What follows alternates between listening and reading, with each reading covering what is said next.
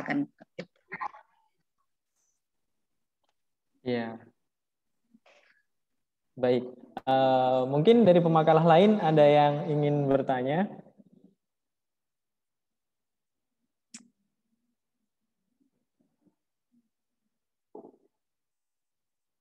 Aduh, ya Allah.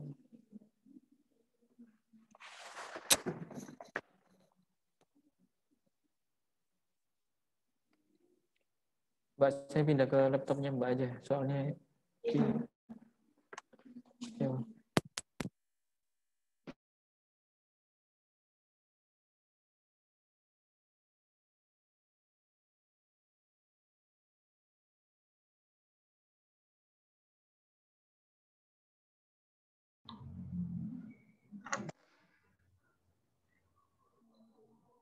Mohon maaf, karena di laptop saya tadi sinyalnya kurang baik, jadi saya pindah laptop.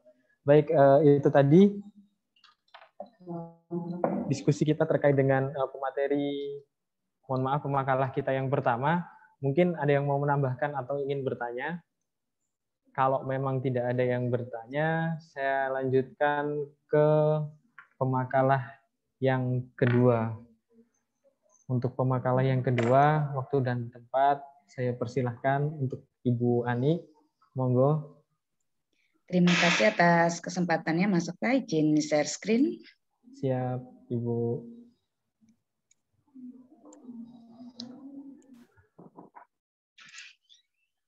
Apa sudah nampak? Apa sudah nampak presentasi saya? Ya, sudah terlihat, Ibu. Ya. Sudah terlihat. Ya. Baik, terima kasih. Assalamualaikum warahmatullahi wabarakatuh. Waalaikumsalam warahmatullahi wabarakatuh. Waalaikumsalam warahmatullahi wabarakatuh. Perkenalkan, saya Ibu Ani Lestari Ningrum. Saya dari PG PAUD FKIP Universitas Nusantara PGRI Kediri. Judul artikel saya adalah pengelolaan pembelajaran berbasis nilai-nilai Pancasila di masa pandemi pada anak usia dini. Konsep yang mungkin bisa saya sampaikan, judul tulisan ini berangkat dari kegiatan seminar nasional Dies Natalis Prodi PG PAUD, di mana setelah kegiatan seminar itu kami membuat sebuah angket di mana pesertanya rata-rata adalah para guru yang sudah mengimplementasikan pembelajaran daring. Kenapa akhirnya memilih terkait pengelolaan pembelajaran berbasis nilai Pancasila?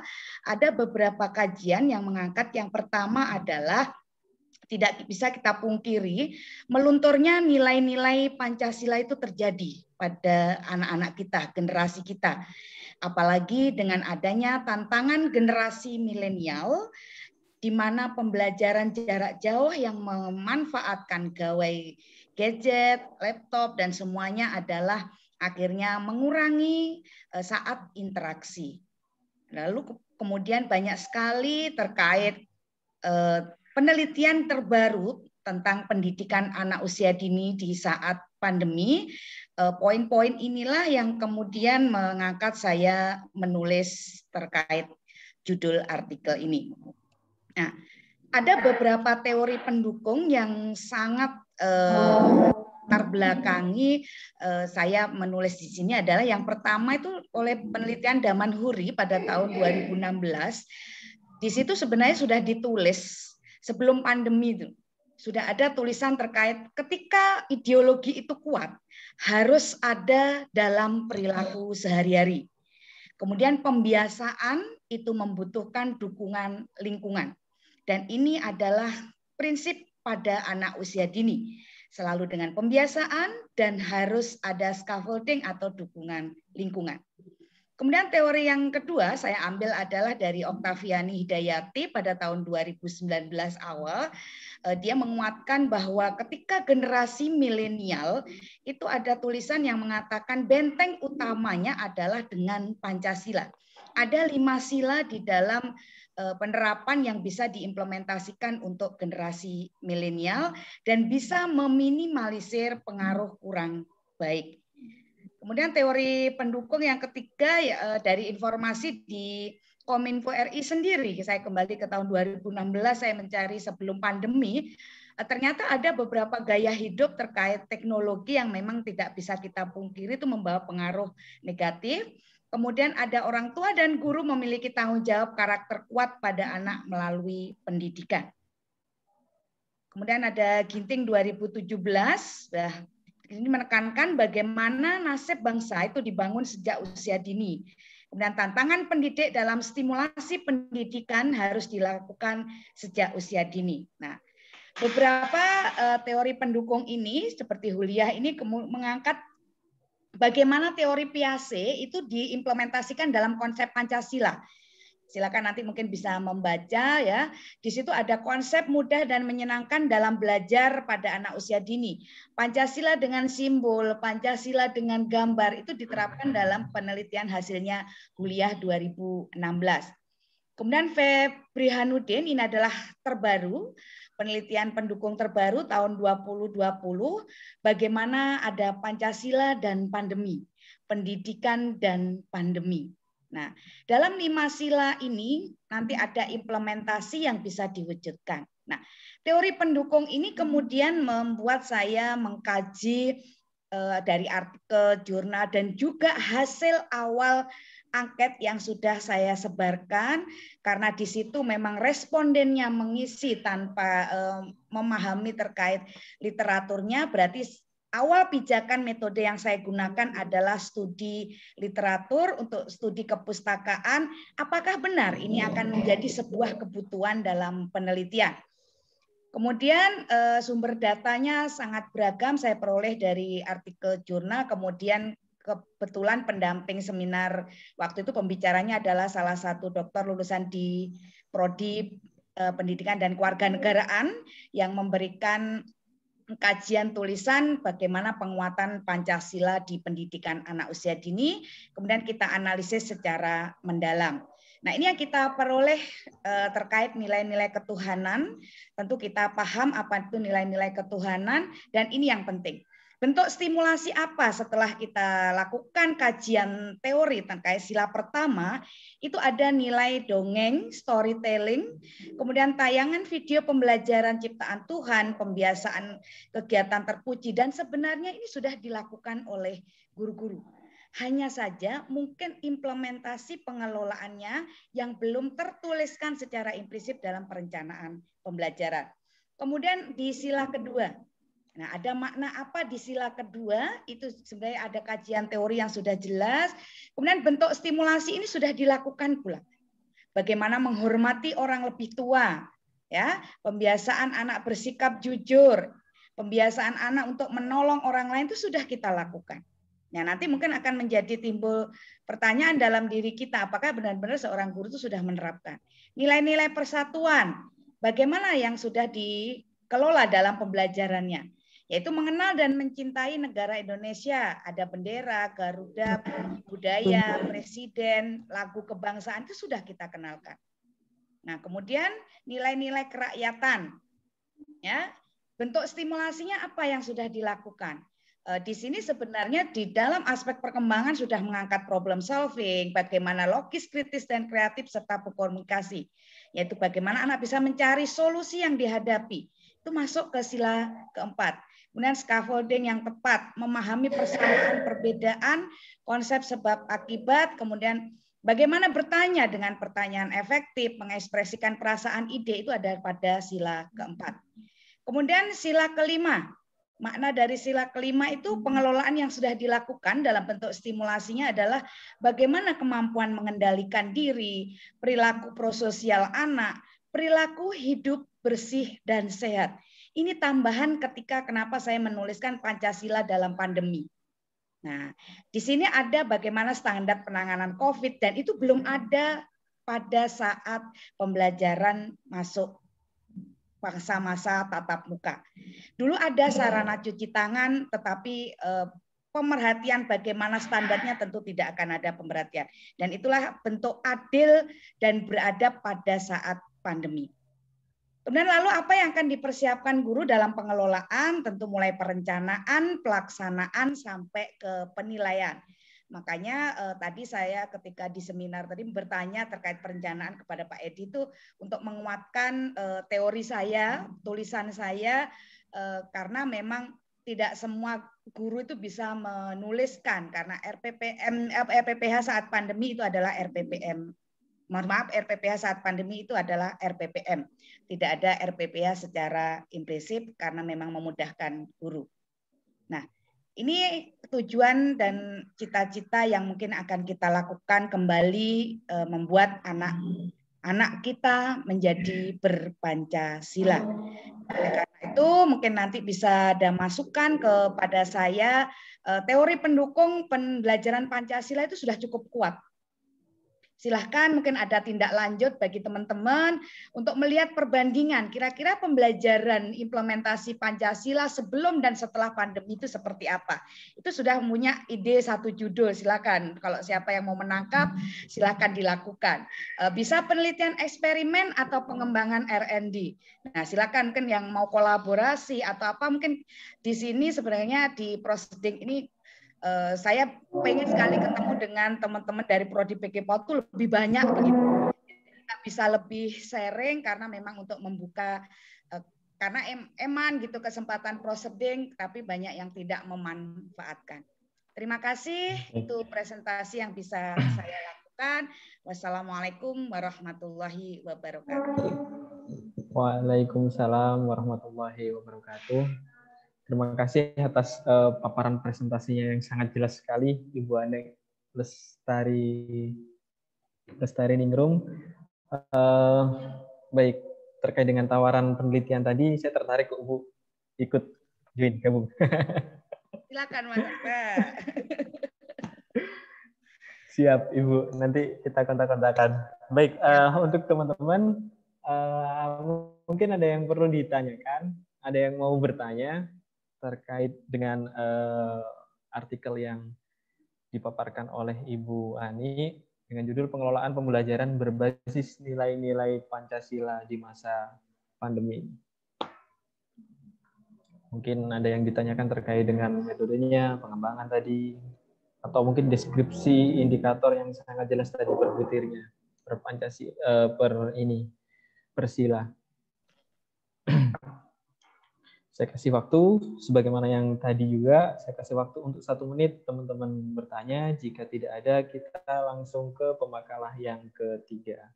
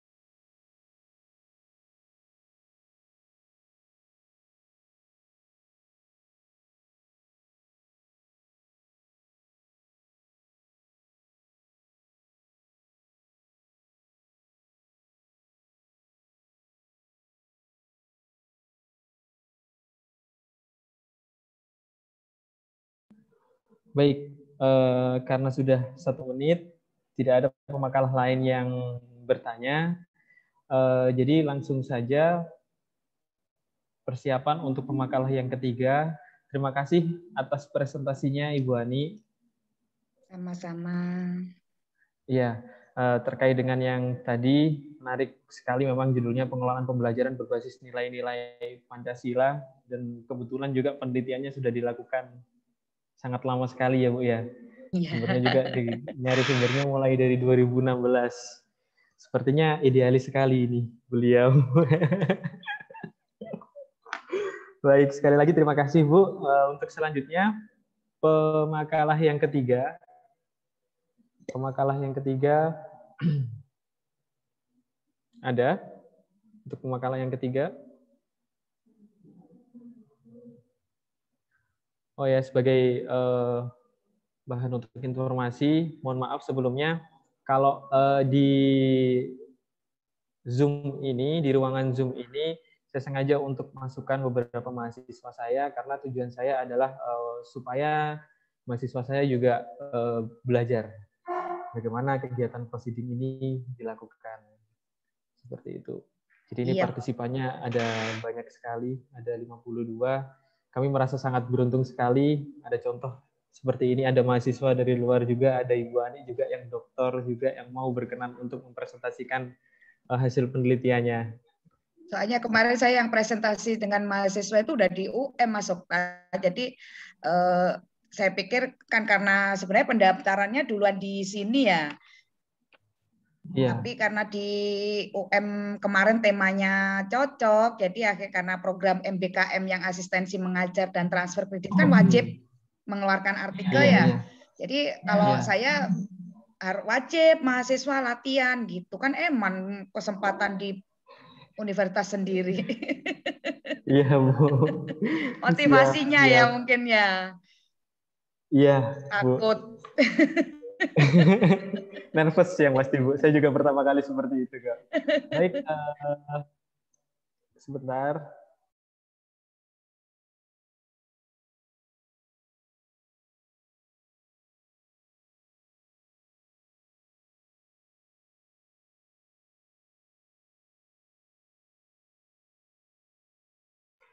Ya, untuk selanjutnya langsung saja pemakalah yang ketiga.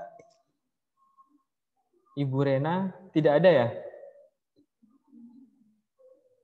Panitia? Tidak ada. Baik, karena Ibu Rena tidak mengikuti kegiatan proceeding pada siang hari ini, langsung saja saya loncat ke pemakalah yang keempat. Ada Mbak Intan Nurnafiah. Untuk waktu yang tepat, Bapak persilahkan. Silakan mempresentasikan hasil penelitiannya. Baik, Pak. Suara saya terdengar jelas? Jelas, Mbak. Izin share screen, Pak. Siap.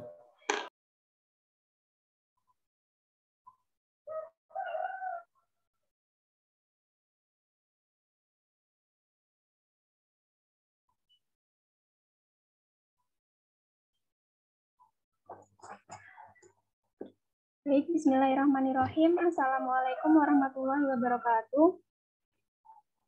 Sebelum saya mempresentasikan hasil penelitian saya, izinkanlah saya memperkenalkan diri. Perkenalkan, nama saya Intan Nurnafiah, saya dari mahasiswa PG PAUD STKIP Modern Ngawi. Saya di sini akan mempresentasikan hasil penelitian saya, yaitu yang berjudul Peningkatan kepercayaan diri melalui tari tradisional orek-orek pada kelompok bermain Wijaya, Kecamatan Kedunggalar, Kabupaten Ngawi. Langsung saja, di latar belakangnya saya memasukkan untuk sebagaimana yang dikatakan oleh Desmita pada tahun 2009, pada masa usia dini, proses pertumbuhan dan perkembangan dalam berbagai aspek sedang mengalami masa yang paling cepat dalam rentang perkembangan hidup manusia. Proses pembelajaran sebagai bentuk perlakuan yang diberikan kepada anak harus memperhatikan karakteristik yang dimiliki setiap tahapan perkembangan anak.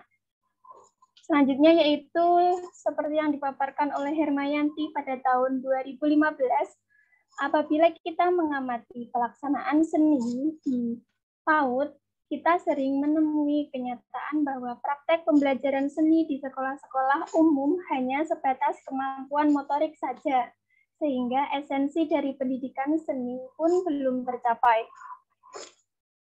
Kemudian yang disampaikan oleh Lie pada tahun 2003, yaitu ciri-ciri perilaku yang mencerminkan kepercayaan diri tinggi, yakni kepada diri sendiri, tidak tergantung pada orang lain, tidak ragu-ragu, merasa diri berharga, tidak menyombongkan diri, dan memiliki rasa keberanian untuk bertindak. Di sini juga ada karakteristik tari orek-orek terdiri dari sebagaimana yang disampaikan oleh Desmita pada tahun 2009. 1.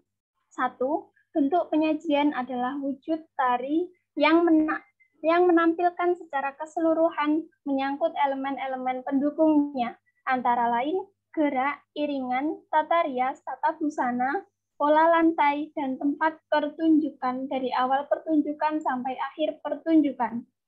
Yang kedua yaitu gerakan tari orek-orek masih sangat simpel, karena tari orek-orek merupakan tari tradisi yang termasuk golongan tari rakyat.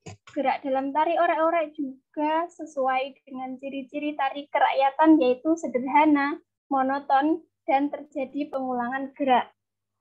Yang ketiga, iringan musik. Tari orek-orek sangat dibutuhkan untuk iringan musik dipadukan dengan gerakan tari. Adanya musik selain sebagai pengiring tari juga mempunyai fungsi yang lain, yaitu sebagai ilustrasi, pemberian suasana, dan memperkuat ekspresi gerak. Yang keempat, busana tari orek-orek sudah sangat bagus. Biasanya sudah menutupi tubuh secara keseluruhan. Hal ini dimaksudkan agar nilai-nilai kepribadian penari terlihat dari mampu mempertegas tokoh yang sedang diperankan. Fungsi busana secara fisik yaitu menutupi dan melindungi tubuh penari, sedangkan fungsi busana secara artistik adalah memberi keindahan, ilustrasi, dan menonjolkan karakter yang dimainkan. Selanjutnya yaitu rias tari orek-orek terdiri dari rias panggung dan rias wajah. Rias panggung yaitu merias tempat untuk pertunjukan. Selanjutnya, state of the art. Keadaan seni tari orek-orek, sejauh ini terdapat banyak penelitian yang membahas tentang penanaman kepercayaan diri anak melalui kesenian orek-orek. Yang pertama yaitu penelitian PTK dari Titin Hermayanti tahun 2015 membahas tentang peningkatan kepercayaan diri melalui tari orek-orek. Yang kedua, penelitian PTK dari Aryanis 2018 membahas tentang peningkatan kepercayaan diri anak melalui bermain peran. Yang ketiga yaitu penelitian PTK dari Adita Restu Harum Pratiwi 2013 membahas tentang upaya peningkatan rasa percaya diri anak melalui kegiatan bermain aktif. Yang keempat yaitu penelitian PTK. Mohon maaf Bapak, izin berhenti sejenak, ada azan di sini. Ya, kita berhenti sejenak ya, karena ada azan di tempatnya Mbak Intan Nurmati ya. Nanti kalau sudah selesai azannya, boleh dilanjutkan ya Mbak Intan. Iya, siap Bapak.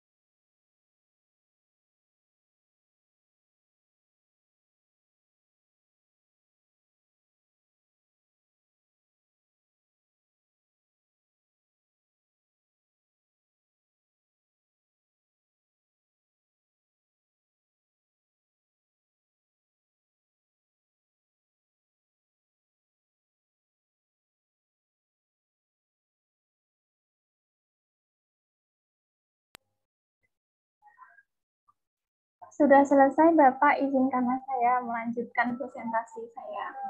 Baik, Mbak Intan. Silakan dilanjutkan untuk presentasinya. Saya lanjutkan yang keempat, yaitu penelitian PPK dari Cecilia Vini Paramita Anggi pada tahun 2018 membahas tentang pelestarian tari orek-orek karya Sri Wijati, hasil revitalisasi kesenian orek-orek di Kabupaten Ngawi. Yang kelima yaitu penelitian PTK dari Oktaria Kusuma Wardani membahas tentang eksistensi tari orek-orek di Kecamatan Ngawi, Kabupaten Ngawi. Subfokus penelitian pada penelitian ini yaitu yang pertama membahas seni tari orek-orek di kelompok bermain Wijaya, cenderung terfokus kepada guru sehingga peserta didik kurang aktif. Yang kedua yaitu anak-anak kurang percaya diri ketika menari. Yang ketiga yaitu anak kurang berani mengemukakan ide atau gagasan dalam proses pembelajaran seni tari. Rumusan masalah yaitu bagaimana proses tari tradisional orek-orek dalam meningkatkan kepercayaan diri kepada kelompok bermain Wijaya pada tahun 2019-2020. Yang kedua, apakah tari tradisional orek-orek dapat meningkatkan kepercayaan diri pada kelompok bermain Wijaya pada tahun 2019-2020? Kajian teoritik, di sini ada kepercayaan diri yang mengemukakan ada Syaifullah, Lamkin, Samtrak, Rahayu, Lester, Adiwibowo, Fatimah. Di sini saya ringkas, yaitu kepercayaan diri merupakan sikap yakin dan percaya terhadap kemampuan yang dimiliki seorang individu, dan juga kepercayaan diri adalah keyakinan untuk melakukan suatu pada diri subjek sebagai karakteristik pribadi yang di dalamnya terdapat keyakinan akan kemampuan diri, optimis, objektif, bertanggung jawab, rasional, dan realistis. Kajian teoritik yang kedua yaitu ada tari orek-orek yang dikemukakan oleh Oktaria Kusuma Wardani. Tari orek-orek adalah salah satu kesenian tradisional berupa tari kerakyatan yang merupakan perpaduan antara gerak dan iringan gamelan yang dilakukan berpasang-pasangan laki-laki dan perempuan. Tari orek-orek merupakan kesenian drama dengan nyanyian dan tarian yang diciptakan oleh Atmo Tole dan Samidin pada tahun 1940-an. Tari orek-orek sering digunakan oleh warga setempat untuk harangan atau mengamen. Mereka melakukan berbagai rumah, bahkan di luar Kabupaten Ngawi. Hasilnya, kesenian tari orek-orek tidak hanya dikenal di daerah Ngawi saja, melainkan Madiun dan sekitarnya. Yang ketiga, saya di sini Sujiono mengemukakan anak usia dini adalah sosok individu yang sedang menjalani suatu proses perkembangan dengan pesat dan fundamental bagi kehidupan selanjutnya. Selanjutnya yaitu metodologi penelitian. Ada tujuan penelitian saya di sini untuk mengetahui proses tari tradisional orek-orek dalam meningkatkan kepercayaan diri pada kelompok bermain Wijaya pada tahun 2019-2020. Tempat dan waktu penelitian ini dilaksanakan di KB Wijaya di Dusun Blembem, RT 2 RW 9, Kecamatan Kedunggalar, Kabupaten Ngawi, mulai bulan Maret sampai bulan April 2020. Yang ketiga yaitu latar penelitian. Penelitian ini dilakukan di KB Wijaya Kecamatan Kedunggalar. Yang selanjutnya, metode dan prosedur penelitian. Metode penelitian yang digunakan adalah penelitian tindakan kelas atau classroom action research yang dilakukan ini menggunakan prosedur yang dikemukakan oleh Stephen Kemnis dan MC Tucker dengan perencanaan dua siklus dan dilaksanakan sebanyak 3 kali pertemuan setiap siklusnya. Mohon maaf, Mbak Intan. Ya, untuk waktu presentasinya kurang 2 menit lagi ya, Mbak ya. Iya, Bapak. Baik. Baik. Saya lanjutkan data dan sumber data. Data primer 12 anak terdiri dari 7 anak perempuan dan 5 anak laki-laki. Data sekundernya ada dokumen catatan observasi awal, catatan observasi siklus 1, catatan observasi siklus 2, catatan wawancara awal, catatan dokumentasi awal, dan seterusnya. Selanjutnya teknik dan prosedur pengumpulan data. Yang pertama ada observasi partisipan, ada wawancara, dan dokumentasi. Prosedur analisis data ada analisis data kualitatif, reduksi data, display data, concluding drawing. Yang kedua, analisis data kuantitatif. Pemeriksaan keabsahan data ada readability, transferability, dependability, ada confirmability. Gambaran umum latar penelitian. KB Wijaya, Kecamatan Kedunggalar yang beralamatkan di Dusun Blembeng, Kecamatan Kedunggalar, Kabupaten Ngawi. KB Wijaya terletak di dekat Jalan Tol Ngawi, Solo, yang mayoritas penduduknya bermata pencarian sebagai petani, tapi tidak semuanya. KB Wijaya hanya mempunyai satu gedung utama yang digunakan untuk kegiatan pembelajaran, ruang guru, dan juga untuk tempat bermain anak, satu kamar mandi, anak dan guru. Tenaga pengajar yang dimiliki KB Wijaya Kecamatan Kedunggalar berjumlah 2 orang guru, 1 kepala sekolah, dan 1 guru. Jumlah murid di KB Wijaya Kecamatan Kedunggalar ada 12 anak yang terdiri dari 8 laki-laki dan 4 perempuan. Hasil temuan analisis kegiatan tari orek-orek anak KB Wijaya Kecamatan Kedunggalar, di sini ada 2 hasil temuan analisis, yaitu proses siklus pada anak dan proses siklus pada guru. Mohon maaf, di sini saya tidak saya bacakan agar mempersingkat waktu. Pembahasan hasil analisis peningkatan kepercayaan diri anak melalui tari tradisional orek-orek. Di sini ada proses dan keterbatasan penelitian. Prosesnya berdasarkan data observasi pada siklus 1 belum mencapai indikator keberhasilan yang ditentukan, yaitu 75% dari kriteria perkembangan sesuai harapan dan berkembang sangat baik. Selanjutnya, hasil penelitian pada siklus 1 dan siklus 2 menunjukkan peningkatan kepercayaan diri anak melalui tari tradisional orek-orek pada diri anak. Peningkatan tersebut terjadi setiap pertemuannya. Keterbatasan penelitian, waktu penelitian dilakukan kurang maksimal karena kegiatan dilaksanakan menuju anak istirahat, sehingga anak merasa kurang maksimal saat menari. Ini yang terakhir, yaitu kesimpulan, proses pembelajaran melalui tari tradisional orek-orek dapat meningkatkan kepercayaan diri anak kelompok bermain Wijaya Kedunggalar. Tari tradisional orek-orek dapat meningkatkan kepercayaan diri anak sebesar 75% dengan hasil pada kondisi awal siklus 0% atau belum ada anak dari 12 anak berada pada kriteria berkembang sangat baik. Siklus 1 yaitu 12% atau 2 anak dari 12 anak terdapat kriteria perkembangan sesuai harapan. Siklus 2 yaitu 75% atau 9 anak dari 12 anak berada pada kriteria perkembangan sangat baik. Terima kasih, itu tadi pemaparan dari penelitian saya. Saya kembalikan pada moderator. Baik, itu tadi paparan presentasi dari pemakalah kita yang ketiga.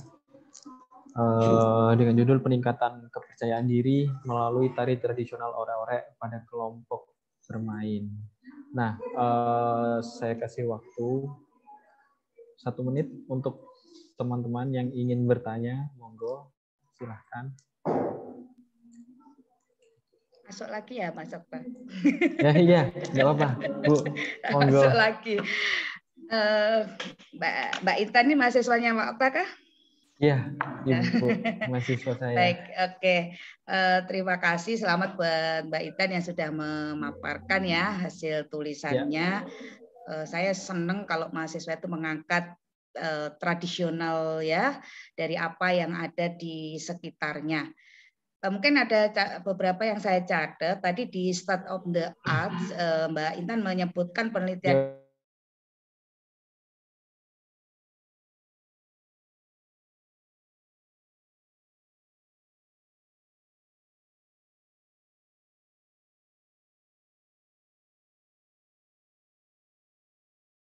siklus dengan masing-masing 3 kali pertemuan. Bagaimana pertimbangan? Karena memang kalau ketika kita di masa pandemi kan untuk tatap muka waktu itu memang dilarang oleh pemerintah kan kalau melihat waktu yang ditetapkan ini, sehingga